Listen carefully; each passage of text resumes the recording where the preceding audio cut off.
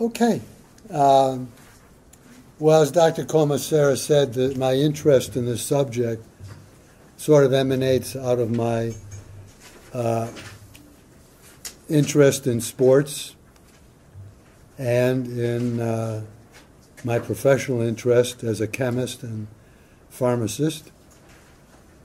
And it's a lecture that basically I get out of the newspapers because it's also contemporary, almost down to the day, if not the week, that there's always something going on in the world of performance-enhancing drugs.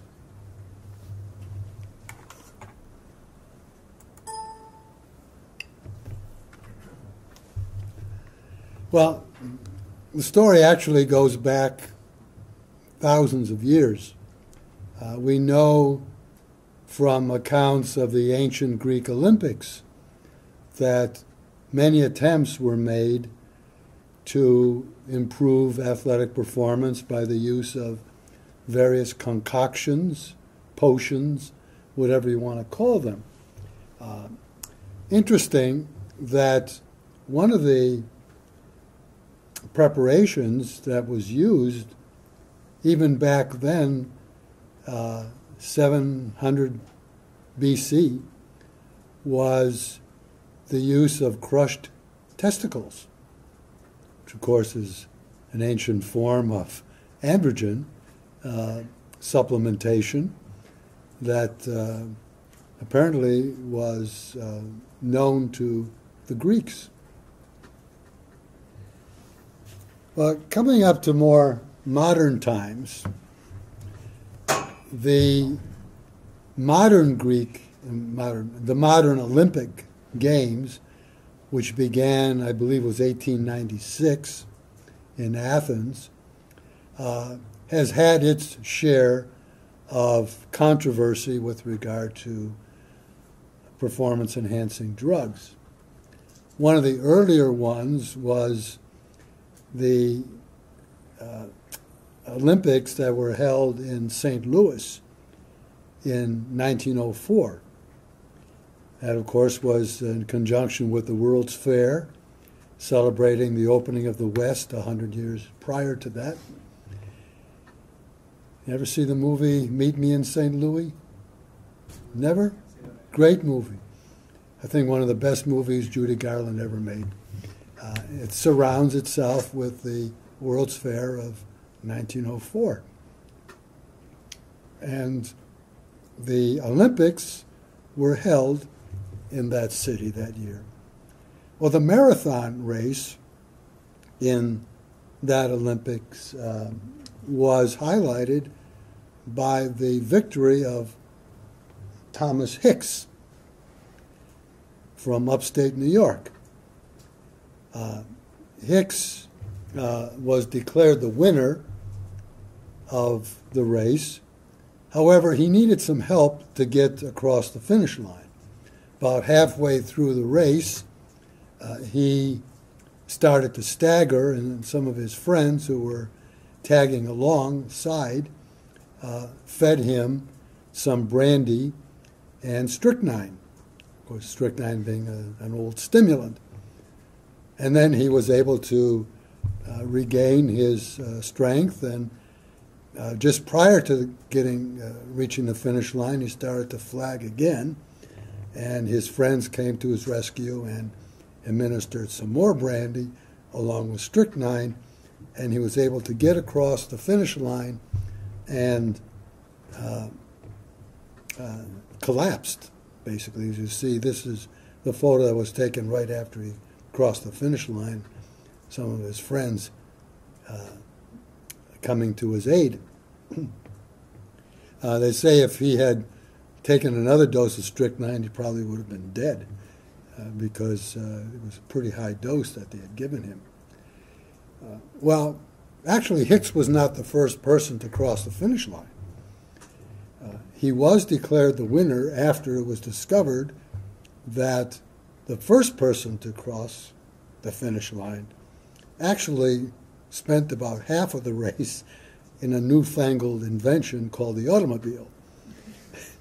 And when that was discovered, that person obviously was eliminated and Hicks was declared the winner. Well, apparently Hicks was no worse for the wear because he lived well into his 80s before dying sometime in the 1960s. Well, that was just one example of the way things were in the early modern Olympic Games. There were no rules with regard to what we now call performance-enhancing drugs. Basically, anything goes. In fact, that situation pertained for about the first 30 years until around the mid-20s, the mid-1920s. Sporting competition basically had no rules with regard to the use of drugs. Drugs like heroin, cocaine, caffeine, cocaine, did I say cocaine? These were fairly commonly used in athletic competition. And then one of the international federations that oversaw various sports started to institute rules for the use of different drugs and what you could use and what you couldn't use. But those rules were basically ignored. There were no sanctions for using them other than if you happened to win a race or competition, you were disqualified. If somehow it was determined that you had used the drug. It wasn't until the 1960s when amphetamines began to be used in large quantities.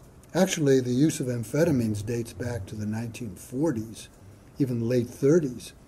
And their use in athletic competition was very common by 1960. We even know that the Germans, in the Third Reich, the Germans used amphetamines not just for their athletes in competition, but also for combat troops,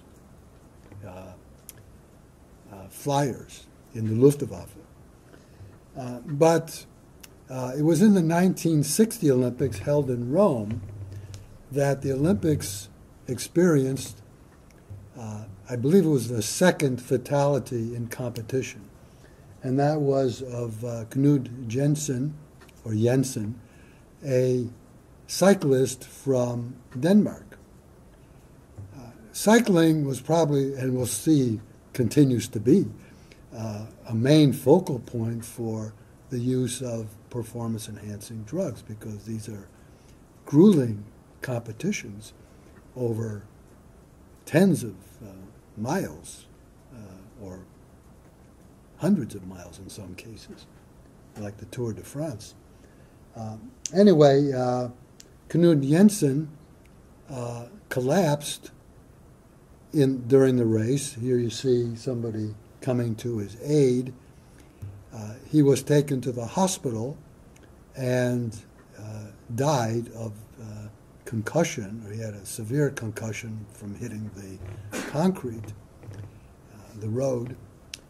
His cause of death was listed as heat prostration, although he was known to have amphetamines and have used amphetamines. In fact, he had been disqualified on a few prior occasions for the use of amphetamines.